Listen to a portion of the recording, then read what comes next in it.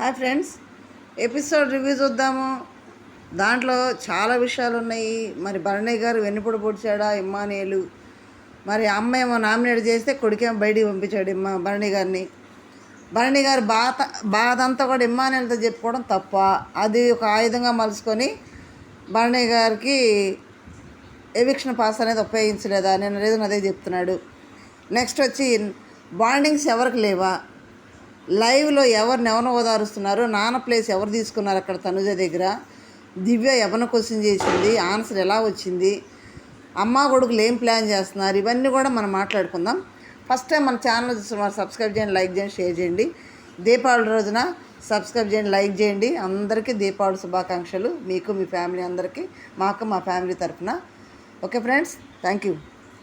ఇక్కడ నిన్న కొంచెం చేదు లడ్లు తినిపించారు కదా, దాంట్లో ఇమ్మానియేల్ వెళ్ళి తనుజాకి లడ్డిచ్చాడు.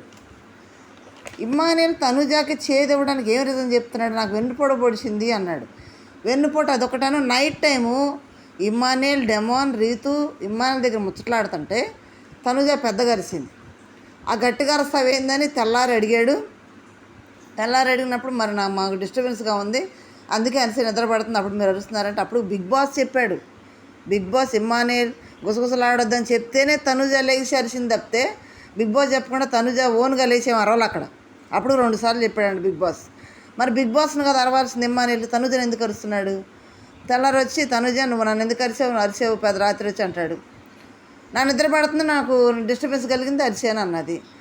వాళ్ళు వెళ్ళమన్నాను అప్పటికే నేను అయినా ఉండారంటే వాళ్ళనది, వాళ్ళు కదా నేను డిస్టర్బెన్స్ కలిగేసింది అక్కడ. బిగ్ బాస్ నీకు నీ పేరు చెప్పడానికి కానీ తనుజ అరవడానికి కానీ వాళ్ళు కదా కారణం, వాళ్ళని కదా నువ్వు కోపడాల్సింది, వాళ్ళు కదా వెన్నుపోటు పొడిచింది నీకు. మరి బిగ్ బాస్ చెప్పిన దానికి తనుజ వేసిన దానికి తెల్లారేమో వాళ్ళు వచ్చారు నాదేముంది అంటావేంది? మరి బిగ్ బాస్ చెప్పొచ్చు కదా నాదేం లేదు, బిగ్ బాస్ వాళ్ళు వచ్చారు అందుకే నాకు నిద్ర డిస్టర్బెన్స్ కలిగిందని చెప్పొచ్చు కదా. అది వచ్చినందుకు తనుజను తప్పుపట్టి మాట్లాడాడు. తనుజ వెళ్ళిన తర్వాత ఏమంటాడు, నేను సమయం వచ్చినప్పుడు చూస్తా అని అన్నాడు ఇమ్మానియేల్. అంటే ఫ్రెండ్లీ నేచర్ ఉంది, ఇది కూడా ఉంది, వెనక బ్యాగ్ పిచ్చింగ్ కూడా ఉంది. నెక్స్ట్ ఏమైనా తంజన వెళ్ళిపోయింది, అది కోపంతో వెళ్ళిపోయాడు. అది దృష్టిలో పెట్టుకొని అది చెప్తూ అక్కడ చేదు లడ్డు ఇచ్చాడు. సరే, అంతవరకు ఓకే. నెక్స్ట్ దివ్య వచ్చి మాధురికి లడ్డిస్తూ ప్రధానికి పాయింట్ అవుట్ చేస్తుందంటే ఆ కర్రీ గొడవలు జరిగిన వాళ్ళకి దానికి లడ్డు ఇచ్చింది.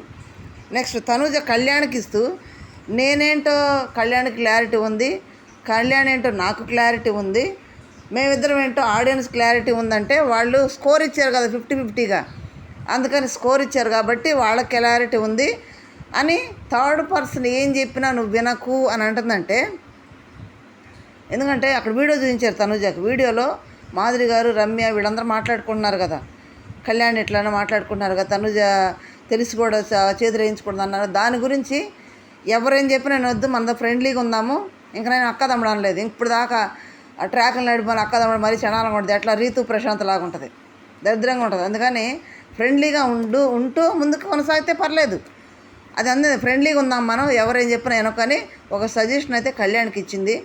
మరి ఇక్కడ కళ్యాణ్ ఏం చేస్తాడో చూడాలి. మరి అయితే ఇక్కడ ఇచ్చిన స్ట్రోక్ అయితే కళ్యాణ్ బాగానే ఉంది, వీడియో చూపించడం వల్ల ఆ చేతులు వేయటం, అవి రుద్దటం, భుజాన్ని నొక్కడం మాత్రం ఆపుతాడు, ఖచ్చితంగా ఆపుతాడు. ఎందుకంటే రమ్య వీళ్ళు ఉన్నారు కదా, ఏ పాయింట్ పట్టుకొని నామినేట్ చేస్తాడని కొంచెం భయం అనేది ఉంటుంది, అనకపోయినా ఆ భయం అనేది ఉంటుంది.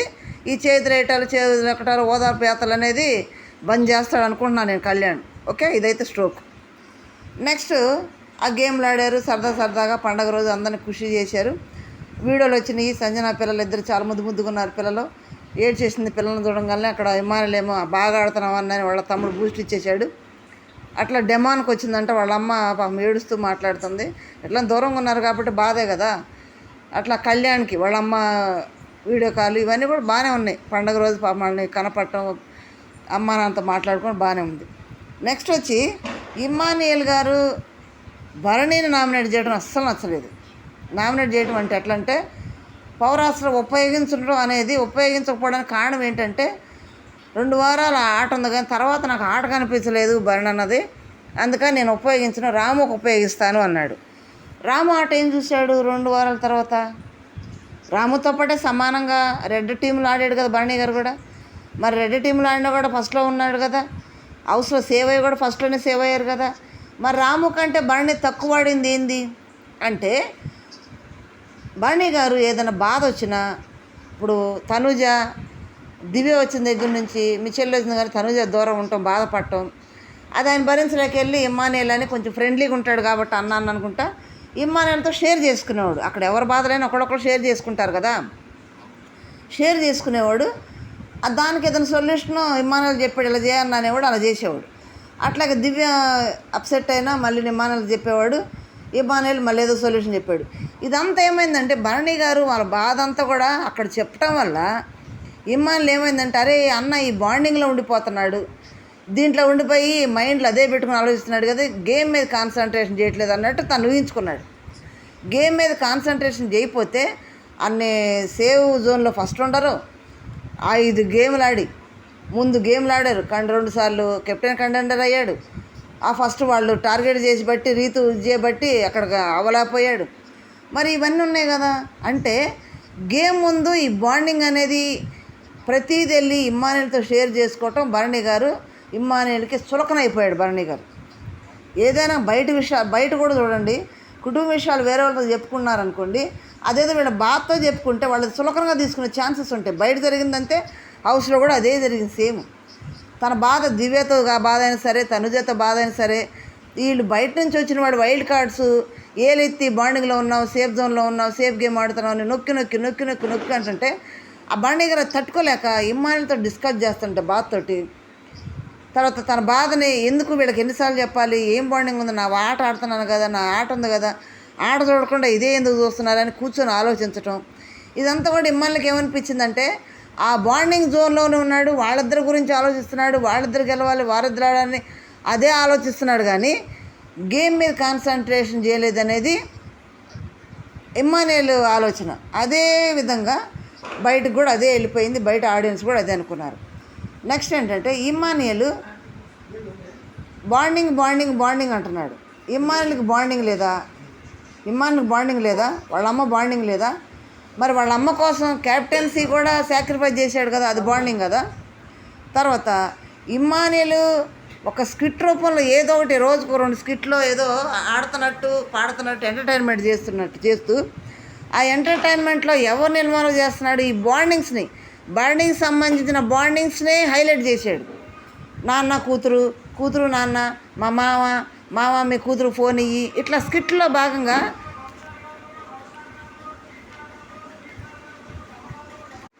వీళ్ళ బాండింగ్లో హైలైట్ చేశాడు. ఈ హైలైట్ చేయడం వల్ల జనం ఏం చేస్తారు, ఆ ఎంటర్టైన్మెంట్ చూస్తూ ఎంటర్టైన్మెంట్ వచ్చిన మాటలే బ్రెయిన్కి ఎక్కించుకున్నారు.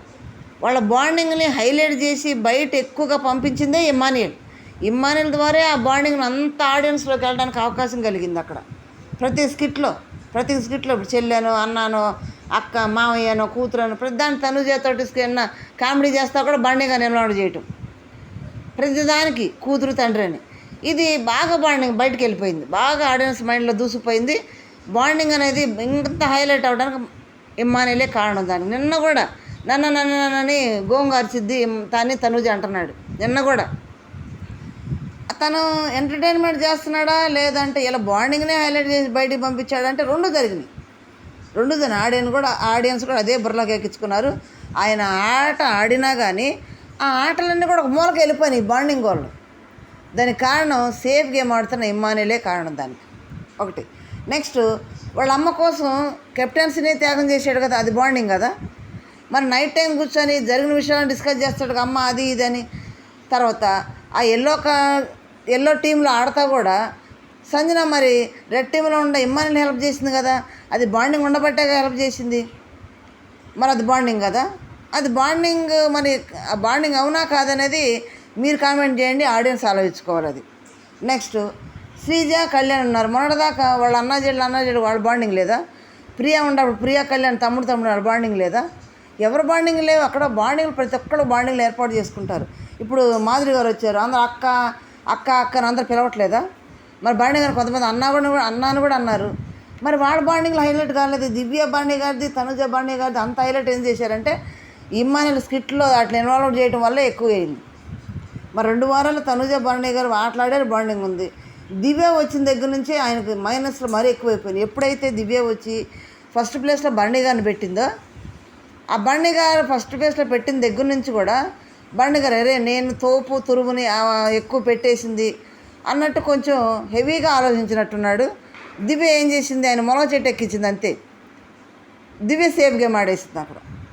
ఈ విధంగా పాపం అన్ని దిక్కులో కూడా భరణి గారే దెబ్బ అయిపోయాడు. అని ఏంటంటే కొంచెం నాన్న అనేటప్పటికి అక్కడ కొంచెం పెద్దోడు కాబట్టి ఆ పిల్లకి సపోర్ట్ చేశాడు, తప్పలేదు. వాటర్ ట్యాబ్లో కూడా సపోర్ట్ చేశాడు, కూతురులా బాగా చూసుకున్నాడు.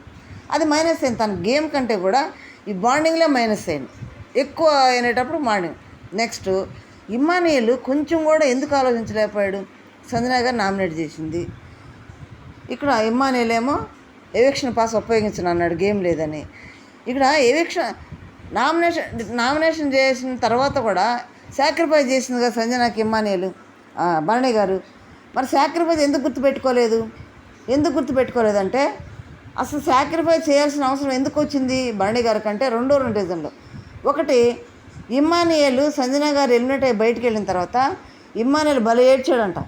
అన్న నాకు సంజన గారిని చూస్తే మా అమ్మ గుర్తు వచ్చింది, నేను ఆ ఒళ్ళో పనుకుంటే మా అమ్మ ఒళ్ళో పనుకున్నట్టు ఉంటుంది, నేను ఎవరిలో పనుకుని ఏడవాలన్నా అని నాకు చాలా బాండింగ్ ఏర్పడింది అన్న, సంజన గారు లేకపోతే మా అమ్మ లేనట్టే ఉంది నాకని భరణి గారిని ఓటేసుకుని ఏడ్చాడంట చాలాసేపు. అది పాపం భరణి గారి దృష్టిలో ఉంది, అయ్యో పాపం వెళ్ళింది సడన్గా వెళ్ళేటప్పటికి ఇదైపోతున్నాడు అనేది దృష్టిలో ఉంది. నెక్స్ట్ వచ్చి అక్కడ సంజన స్టేజ్ మీద ఉండి అన్న నాకు సాక్రిఫైస్ చేయలేకపోయావు, నన్ను నామినేట్ చేసావు అన్నది కదా. ఈ రెండు పాయింట్లతో అరే ఇటు అమ్మానే ఇది పోగొట్టుకుంటున్నాడు ఇమ్మానియల్, సాక్రిఫైస్ చేస్తే లోపలికి వస్తా కదా ఇమ్మానియల్కి వాళ్ళ అమ్మానే దొరుకుతుంది కదా అనేది బండి గారి ఆలోచన. అది ఆలోచించలేకపోయాడు ఇమ్మానియల్. అది ఆలోచించలేక భరణి గారు గేమ్ కనపడలేదు. మరి సాక్రిఫైస్ చేసిన కూడా మర్చిపోయాడు. తనకు వాళ్ళ అమ్మ కావాలి అనేది ఆలోచించి వెనక్కి తీసుకొచ్చిన సంగతి మర్చిపోయాడు. ఆ సాక్రిఫైస్గా ఆ హెల్ప్ అంతా కూడా మర్చిపోయి ఇక్కడ డ్రాముకి నేను చేస్తాను, భరణికి చేయను అన్నాడు. ఇప్పుడు ఆడియన్స్ తోటి భరణి గారు బయటకు వచ్చినా ఇమ్మానియల్ ఎవిక్షన్ పాస్ ఉపయోగిస్తే ఇమ్మానియల్ సేవ్ అయిపోయేవాడు. ఎంతమంది జరగలేదా, కాజల్ మన సన్నీతో జరగలేదా, కాజల్ వల్ల సన్నీకి ఎవిక్షన్ పాస్ వచ్చింది, మరి కాజల్కి ఉపయోగించాడు కదా. అట్లా ఇక్కడ కూడా చేస్తే పోయేది. రాముని మెత్తి పెట్టుకున్నాడు కానీ, ఎందుకంటే రాము బాగా ఆడతాడు, రాము కూడా ఆడాడు అంటలా మనం. ఇక్కడ భరణి గారు సేఫ్ గేమ్ ఆడాడు అంటే ఆడాడు, కొంత ఆడాడు, ఆడలేదని అంటలేదు మనం. సేఫ్ గేమ్ ఆడాడు, బాండింగ్లో ఉన్నాడు. కానీ ఎవరికి లేవు బాండింగ్లు, ఎవరు సేఫ్ గేమ్ ఆడలేదు అక్కడ సేఫ్ గేమ్ ఆడందే ఎవరు కూడా ఉండలేరు అక్కడ. కొంత రియల్ ఉంటుంది, కొంత సేఫ్ ఉంటుంది, కానీ ఆ సేఫ్ అనేది ఎక్కువసేపు దాగదు అక్కడ. ఇది కొంచెం ఆలోచన బాగుండేది ఇమ్మానియల్ అయితే ఇక్కడ మాత్రం భరణి గారికి నమ్మించి మోసం చేయాలి. అప్పటికి భరణి గారు కూడా లైవ్లో అడిగాడు, ఇమ్మానియల్ నేను కానీ దివ్య కానీ ఇక్కడ కూడా భరణి గారు దివ్య గోలే నామినేషన్ జోన్లోకి వెళ్ళి ఉంటే లాస్ట్లో మా ఇద్దరికి ఏమైనా హెల్ప్ చేయగలవా అని ఎవిక్షన్ పాస్ ఉపయోగించగలవా అని అడిగారు. అప్పటికే అందరూ బెల్లం చుట్టేలాగా ఇమ్మాని చుట్టూ తిరుగుతున్నారు, అందరూ అడిగారంట కూడా. అంటే నమ్మకం ఇవ్వలేకపోయాడంట.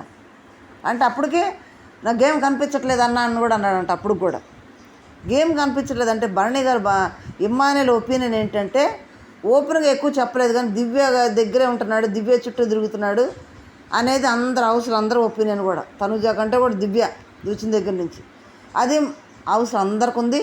అది ఇమ్మానియల్ రూపంలో వెన్నుపోటు రూపంలో భరణి గారు బయట రావాల్సి వచ్చింది.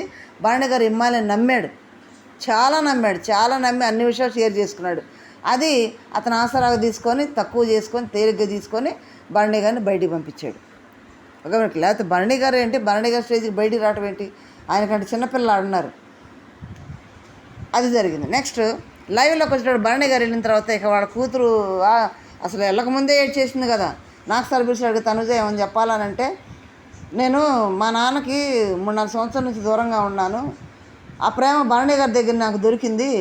భరణి గారు రాగాలి ఎందుకు మా నాన్న పిలిచాను. కానీ దివ్య ఒక 2-3 వారాల నుంచి బయట నుంచి వాళ్ళు వచ్చిన దగ్గర నుంచి కూడా వాళ్ళు బాండింగ్ అంటే నాన్నని దూరంగా పెట్టే, నాన్నతో మాట్లాడలేకపోయాను అని వెళ్తాడేమో అనిపిస్తుంది నాకు అని చాలా బాధ వేసిందని ఏడ్చింది. ముందుగానే తనుజ ఏడ్చింది, తనకు అనిపించింది, ముందుగానే గెస్ చేసింది భరణి గారు వెళ్తారని. ఏడ్చింది, బయట కూడా ఏడ్చింది. భరణి గారు వెళ్ళిపోయినాక కూడా బాగా ఏడుస్తుంటే మాధురి గారు ఎంటర్ అయ్యారు అక్కడ. మీ నాన్న వెళ్తే ఏమి, మీ అమ్మని నేను లేనా అనే డైలాగ్ అక్కడ వాడింది మాధురి గారు. అంటే అక్కడ పాపం నాగ్ సార్ చెప్పిన గైడ్లైన్స్ అన్నీ కూడా మాధురి గారు పాటిస్తున్నట్టున్నారు. పాటిస్తేనే మంచిదిలే, ఎందుకంటే బయట ఉండేట్టు అవసరం ఉండదు, అందరూ ఒకలాగా ఉంటారు కాబట్టి. కొంచెం మాధురి గారు మంచి మనసే, కొంచెం ఆ వాయిసే కొంచెం చెప్పేది మంచిదే కానీ కటుగా చెప్పడం వల్ల అది కొంచెం ఎబ్బెట్టుకుంటుంది అంతే. నిన్న మన వీడియోలో కూడా మాధురి గారు చెప్పేదంటో తప్పే లేదని చెప్పుకున్నాం మనం. అది చెప్పేది కొంచెం స్మూత్గా చేస్తే పోయేదని నాకు సార్ చెప్పారు, మనం కూడా అదే అనుకున్నాం. ఇక్కడ మరి స్మూత్గా అయిపోయింది. తనుజ ఏడుస్తుంటే నువ్వు ఏడవద్దు, నాన్న వెళ్తే నా అమ్మ నేను ఉన్నాను కదని చాలాసేపు ఓదార్చింది. నా పక్కనే ఉండాలి, నువ్వు మన ఇద్దరం వంట చేయాలి, వీళ్ళందరూ వండి పెట్టాలి, నువ్వు ఏడవద్దు, నేను ఉన్నాను కదా, నీకు ఏదైనా సరే నాతో చెప్పు, నాతో షేర్ చేసుకొని తనుజని చాలా బాగా ఓదార్చింది. నెక్స్ట్ దివ్య వెళ్ళి ఇమ్మానుయేల్ వెళ్ళాడు దివ్య దగ్గరికి. వెళ్ళగానే భరణి గారు అటు నీకు కనిపించలేదా అని ఇమ్మానుయేల్ క్వశ్చన్ చేసింది. ఇమ్మానుయేల్ లేదు, నాకు 2 వారాలు ఆడ బాగుంది కానీ తర్వాత లేదు అని చెప్తే మళ్ళీ ఇమ్మానుయేల్ వెళ్ళి వాళ్ళ అమ్మ దగ్గరికి వెళ్ళి మరి ఇది బాండింగ్ అంటారా. వాళ్ళ అమ్మాయిన సంజన దగ్గరికి వెళ్ళి దివ్య నన్ను ఎట్టు అడుగుతుంది, భరణి గారు ఆడ కనిపించలేదు అడుగుతుంది, అమ్మ నేను తప్పు చేశానా అంటే సంజన అంటే లేదు నువ్వు చాలా కరెక్ట్ చేసేవరా, చూడు మంచిగా చేసేవరా అని సంజన చెప్తుందా. మరి అలా అమ్మాయిన సంజన గైడ్లైన్స్ తీసుకుంటున్నాడు కదా అక్కడ, మరి ఇది బాండింగ్ కదా ఇమ్మానుయేల్ దృష్టిలో. అంటే నువ్వు మంచిగా చేసేవారంటే ఆ ఆట నువ్వు బాగా ఆడలేదు బాణి అని అడుగుతుంది దివ్య నన్ను అని ఆమె చెప్తున్నాడు వెళ్ళి. తర్వాత పాప సుమన్ కూడా ఉండి ఎమోషన్ అయిపోయి చేసాడు. ఏడంగానే తనుజ సుమన్ ఓదార్చింది, ఏదో డైవర్ట్ చేసి మాటలు నవ్వించి డైవర్ట్ చేసి. అట్లా అందరికీ బాధగానే ఉంది. ఇప్పుడు రీతు నామినేట్ చేసిందంటే హామీ ఇచ్చి నెరవేర్చలేదని రీతు నామినేట్ చేసింది. ఆ విధంగా ఏదైనా చూసినా కానీ భరణి గారు ఆడిన దృష్టిలో ఓటింగ్ పడే ఛాన్స్ లేదు కూడా బయటికి వెళ్ళిపోయాడు. లైవ్లో అయితే బేపచ్చమని ఏడుపులు ఏడ్చారు, క్లారిటీ లేదు కానీ వాళ్ళు అదే వెళ్ళాడని ఎమోషనల్ ఏడ్చారులే బాగా. కానీ ఈ 5-6 వారాలకు కానీ ఎవరు వెళ్తే కూడా అంత ఓవర్ ఎవరు ఏడవలేదు. భరణి గారు వెళ్తేనే చాలా ఏడ్చారు, బాగా ఏడ్చారు. కొంచెం ఎమోషన్ అనేది 6 వారాలు కదా, ఎఫెక్షన్ బాగా పెరిగినట్టుంది, ఏడ్చారు.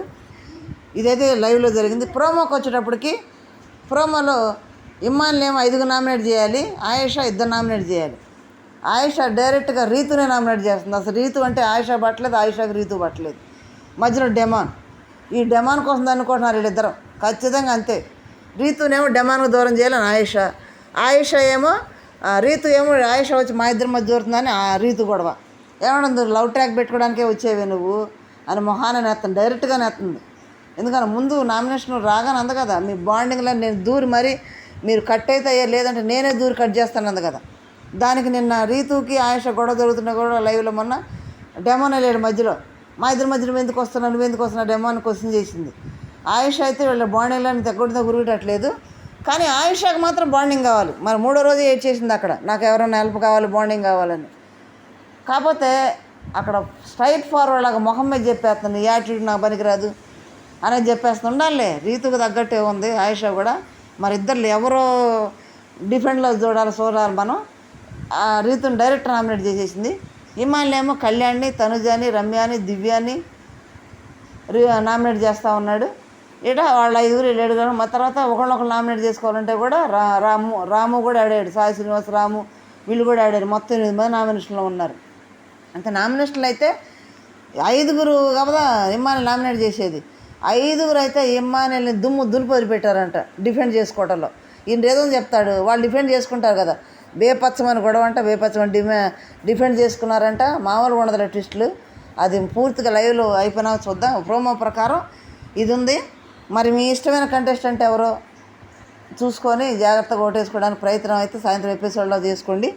ఇప్పటి వరకు అయితే భరణి గారు సేఫ్ జోన్లోనే బయటకు వెళ్ళాడా, మరి ఇమ్మానుయేల్ వెన్నుపోటు పొడిచాడా, అది అనేది క్లియర్గా ఏదైనా పాజిటివ్ నెగిటివ్ చిన్న కామెంట్ చేయండి. లైక్ చేసి షేర్ చేసి సబ్స్క్రైబ్ చేయండి.